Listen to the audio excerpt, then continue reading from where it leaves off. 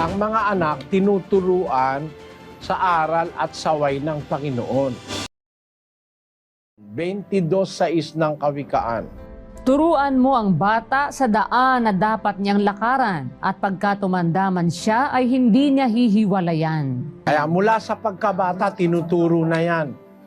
Turuan mo ika ang bata sa daan na dapat niyang lakaran. At pagka tumanda man siya, ay hindi niya hihiwalayan. Ibig sabihin, sa pagkabata pa lang ng bata, ituturo mo na yung aral ng Diyos, kung ano-ano yung aral na yon. Yon ang tamang pagpapalaki sa anak, kapatid. Wala nang iba.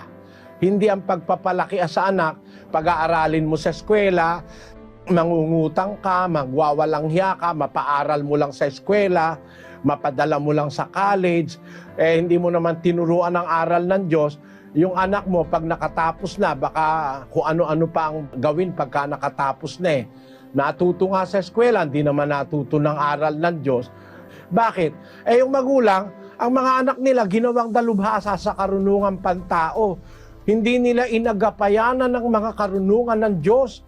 Dapat matuto ang taong kumilala sa Diyos.